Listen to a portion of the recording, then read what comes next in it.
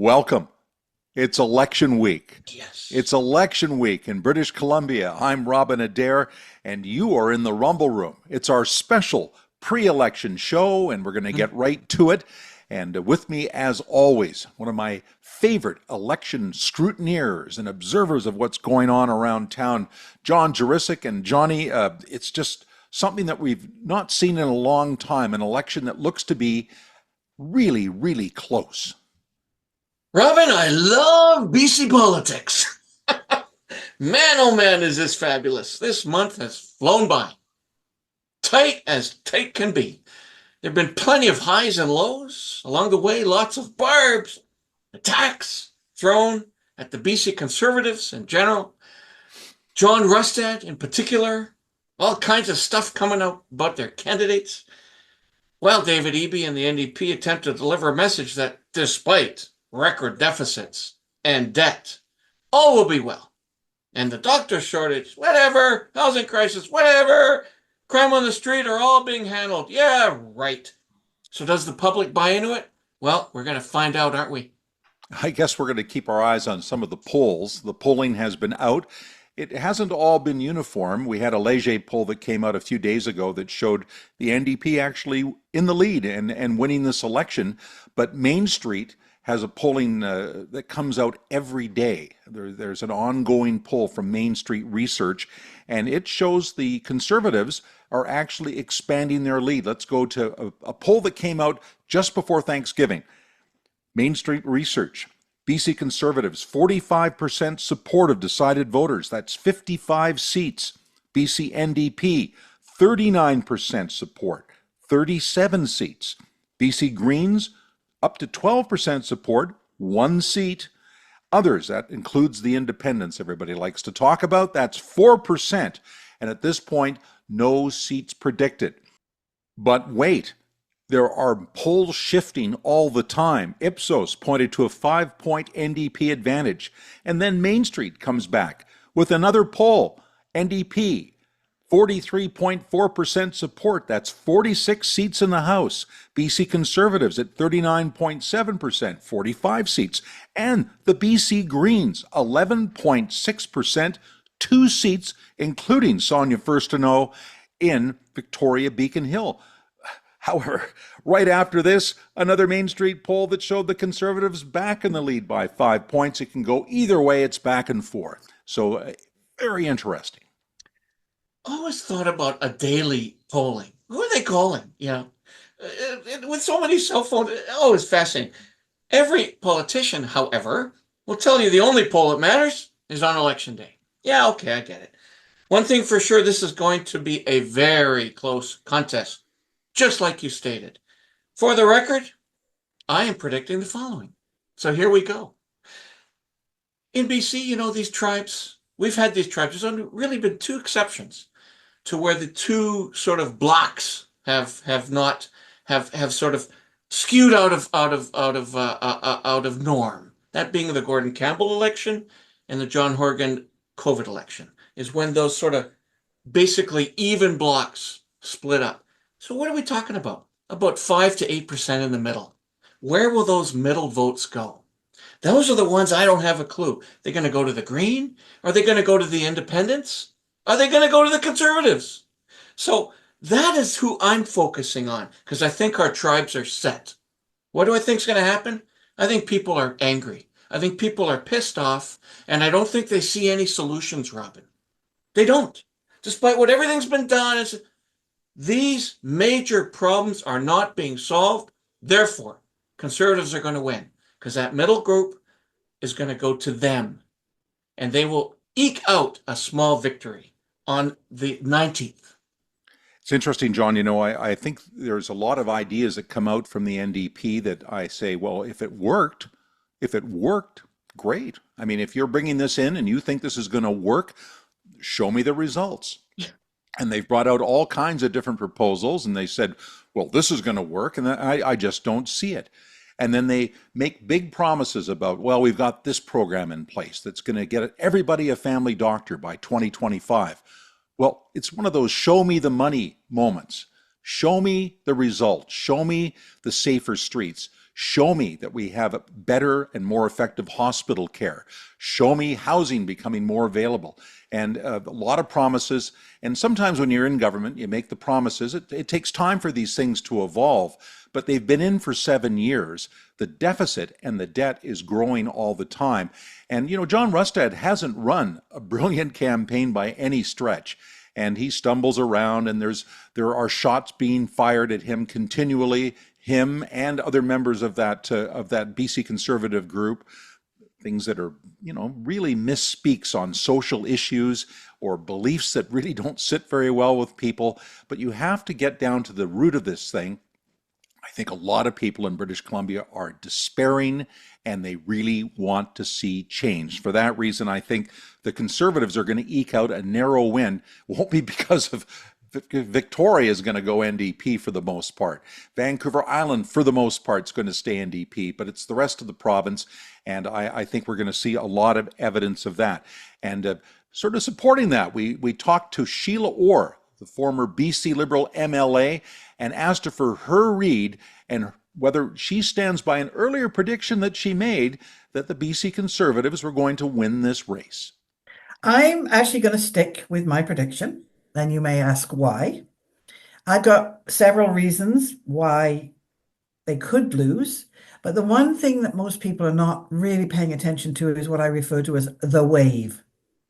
You can never stop a wave. Once the voting public, who are not politicos like we are, watching every move, they are the ones that will make the decision. That's pretty much 80% of the vote, maybe more.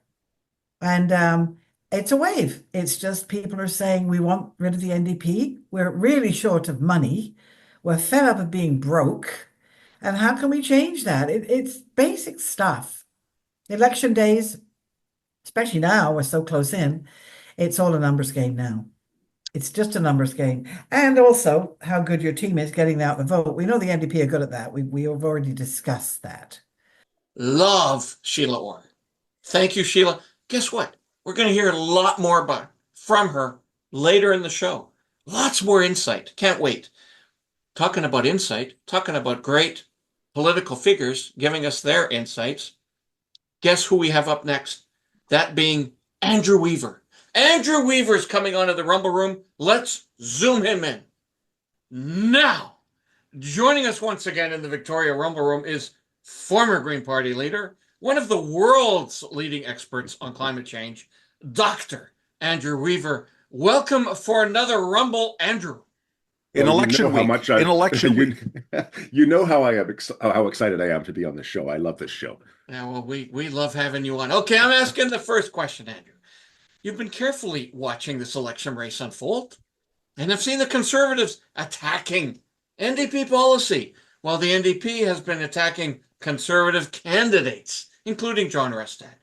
The NDP seems to throw out all kinds of accusations, but Conservative support doesn't seem to be wavering, in fact, gaining. Are you surprised at this turn of events? Actually, I'm not surprised at all. I've been watching, as you know, and I've been like face palming left, right, and center because I actually I don't know what they're actually campaigning on. I know what they're campaigning against. It's pretty clear to me that, if there's a conspiracy theory out there, the NDP will find a candidate of the Conservatives quoted in support of that conspiracy theory and take out radio ads everywhere.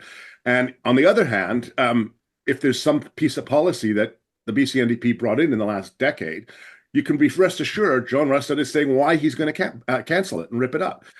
And the Greens just wander in the eco-socialist hinterland looking for a place and a voice to be heard.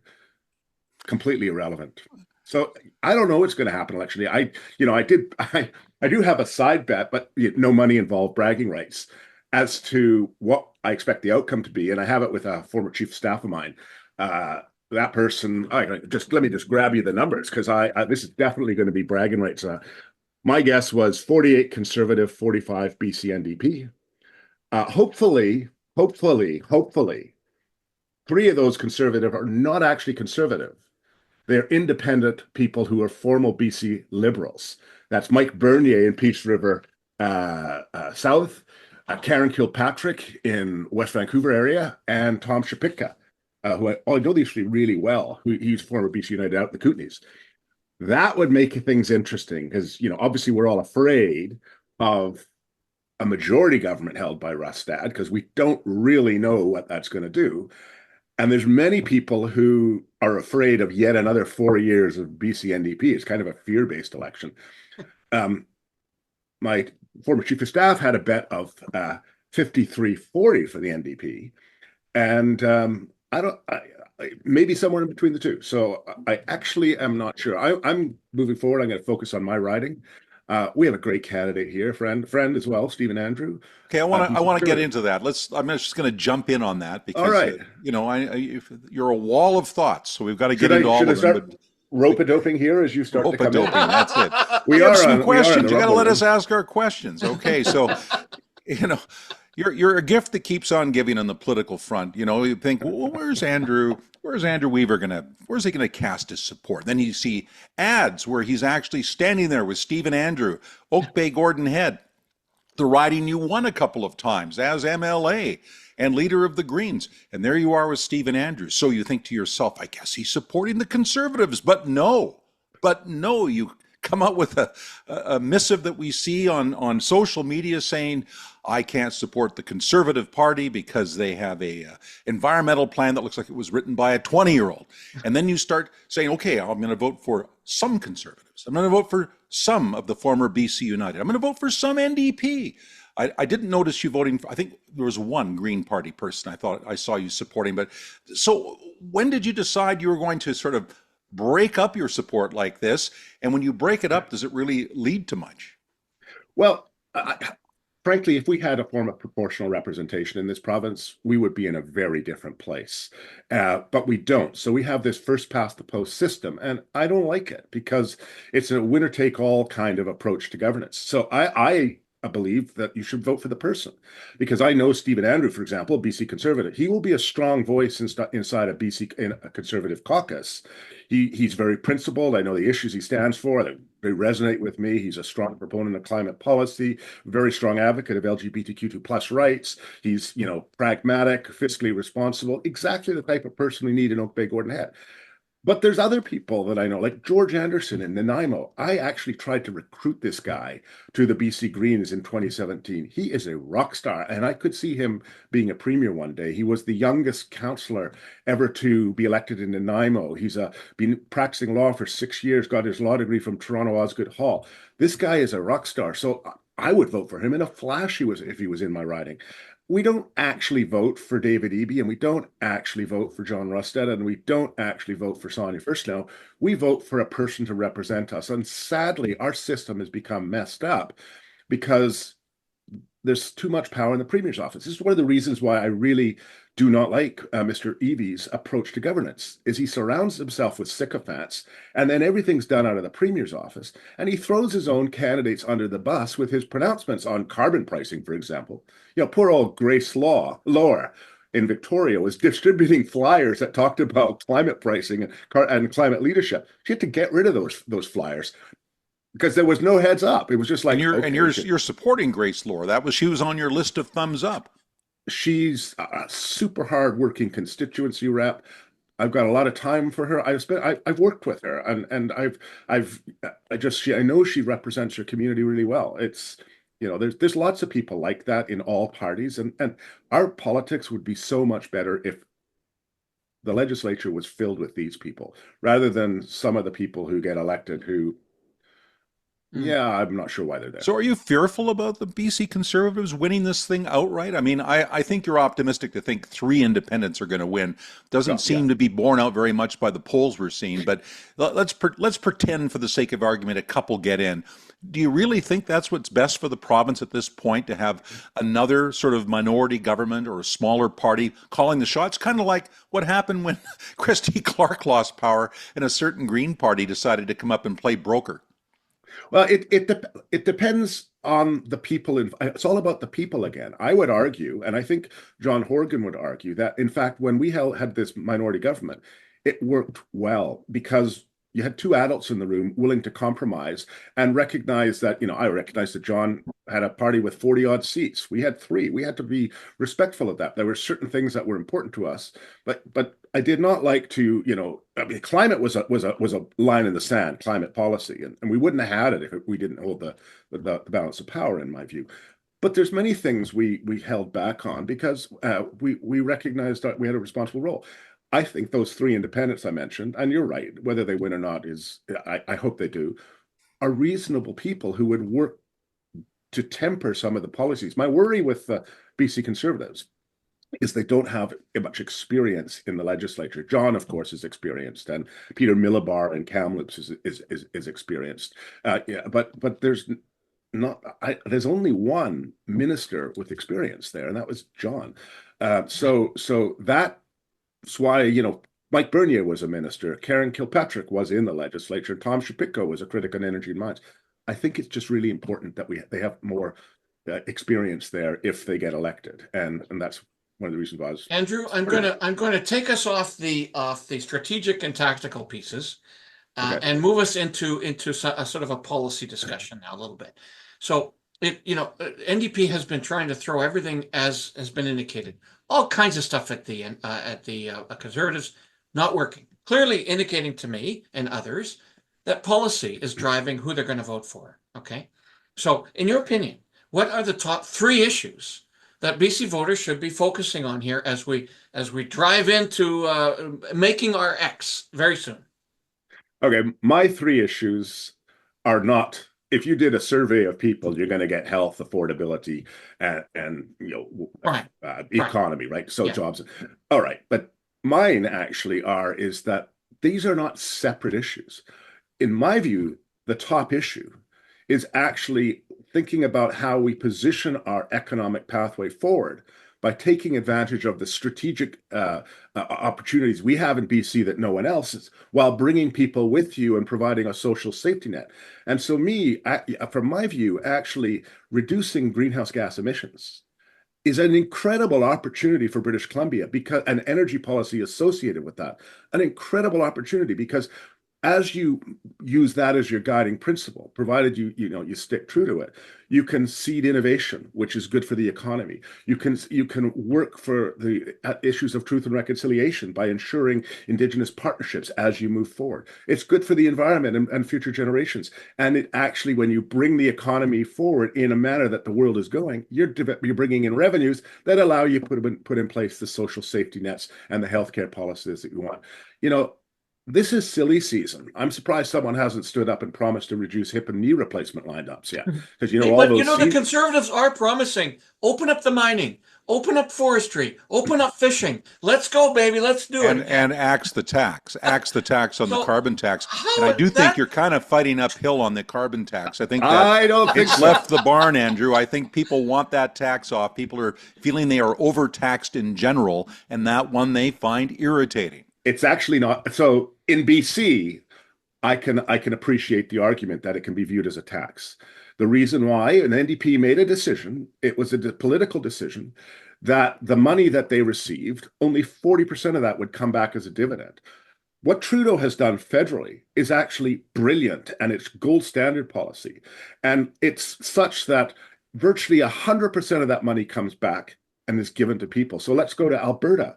In Alberta, the average household with 2 people gets a check throughout the year of $1,800, way more than they pay in carbon pricing. They're way ahead. In BC, that same family gets nothing if they earn over 107,000, but they'll get only 1,008 if they're kind of right on $57,000 near poverty line. Where's that other money, 800, going? It's going into BC coffers. So I actually agree that we would be better off in BC to go with the federal backstop than continuing down with the way the NDP have implemented it and turning it into a tax grab. So I'm not a big fan of verb the noun, kind of slogans, axe a tax, bang the drum, climb the tree, jump the rope.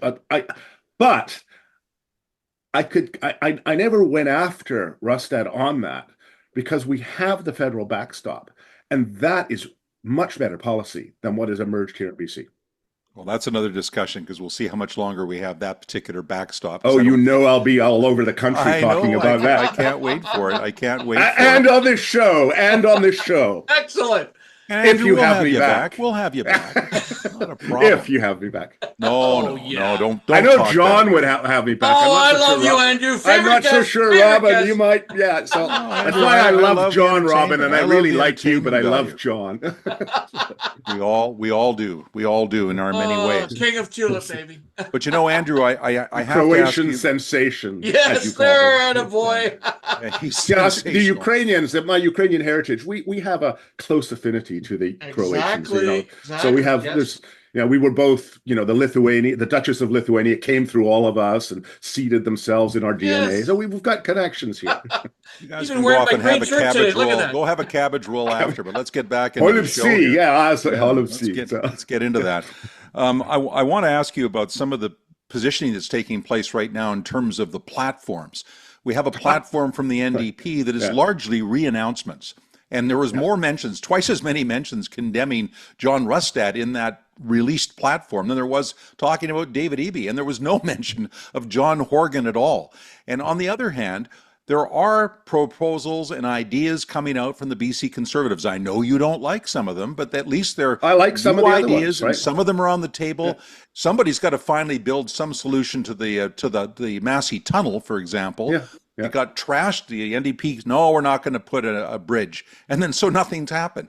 And Second Narrows is a problem, and the Patello Bridge from New Westminster to Surrey is a problem. And now there's all these promises of roads. And we also have our friend Warren Skullroot here on the island pushing very hard to have a real talk and maybe real money to have rapid transit to the western communities to Victoria. So at least the Conservatives sound like they're open to doing some things that are new. Is that not one of the reasons people are reaching out to them? Even if the ideas aren't all well thought out or brilliant or even possible, at least they're new. They're not just re-announcements. They're clear. I agree, right? Clearly, there's some excitement there. You know, there's been a lot of stuff that have made people shake their heads.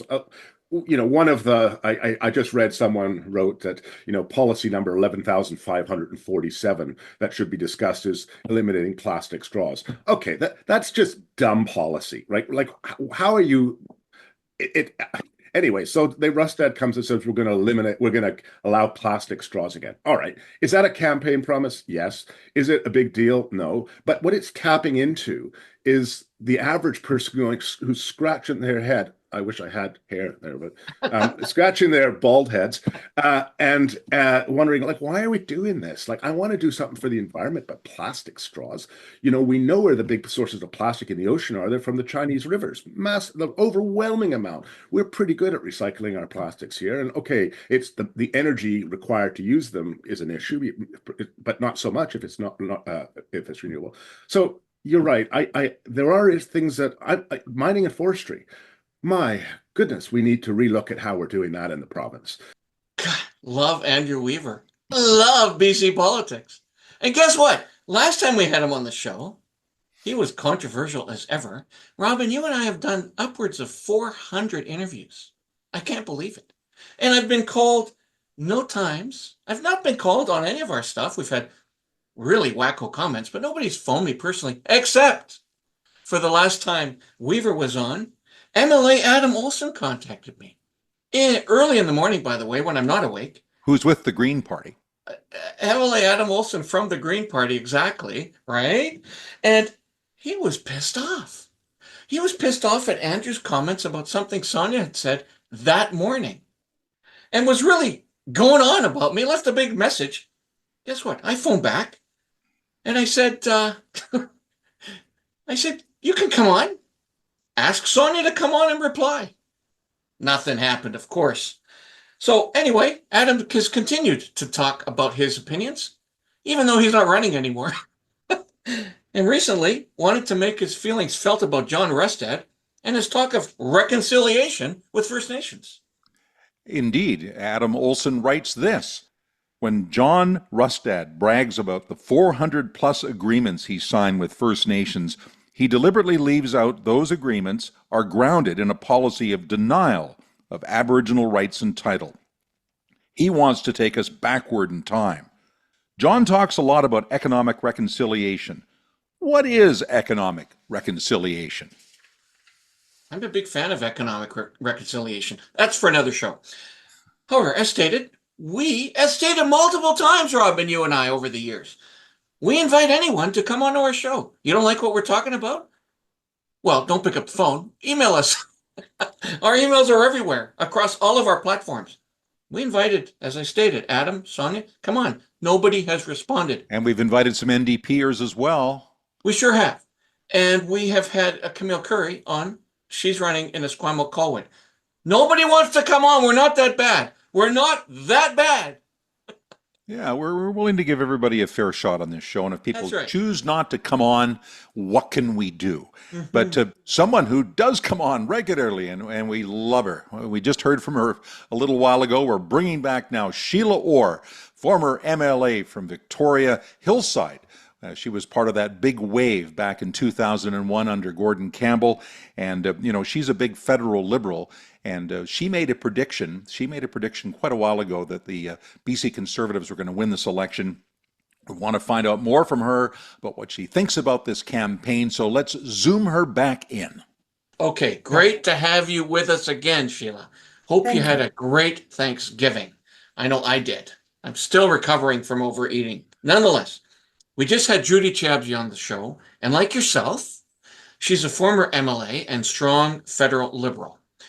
Judy was suggesting a number of independents, even Greens, could win seats on the 19th because small L liberals may decide to park their vote. What do you think about that? Well, I did the numbers yesterday. I'm a numbers person. I really believe you run campaigns by looking at the information and the numbers. So she's got a good point. Rustad did make an error in that he did promise, he did plan to take the best of the best when he made an agreement with Falcons to take the lead, and he didn't stick with that plan, which is a shame. That's just a shame. In the meanwhile, there are some very good notables that I think that could actually be the spoiler. Whether they'll become independents, I'm not sure, but I've picked out 5, actually 6, that he could have had, and he chose not to. I mean, this is great, and I think it's great that you're still feeling that the independents can have that much influence when they're riding at about 4% in most of the opinion polls that we're seeing. But as you say, it could be just enough to give the NDP wins in areas that are traditionally areas that would support a center-right candidate. I wanted to ask you about the timing on Kevin Falcon's move. We've had more than one candidate on our show suggest to us that if Falcon and Rustad had made their deal much earlier, then all of these things you've been talking about, all these united candidates would have been brought under the umbrella of the BC Conservatives. There wouldn't be all this internal fighting. There wouldn't be this hate sheet information that apparently United Research did to dig up all the skeletons from BC Conservatives and rip them a good one. And it would have been an easy win. That's the feeling of some of these Conservative candidates. It would have been an easy win for the right wing because the EB government have done a poor job. What do you think of that? Oh, Robin, you're dead right. So I look at it this way. Yeah, if the two guys had stopped pissing around in the sandbox and got together earlier, I mean, I'm going to say 2 men, and decided to sit down and talk under the guidance of Gordon Campbell, who is the big tent guy.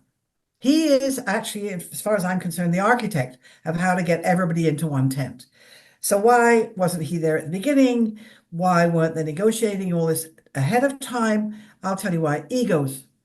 That's all it was. Two men that didn't like each other decided they could do it alone. I mean, Falcons didn't make this decision, as we know, until 24 hours prior. And there they are, kind of messing up our province by their egos. And, I will support Rustad, but, well, I'm a liberal, so it's going to be a bit difficult for me, but I will.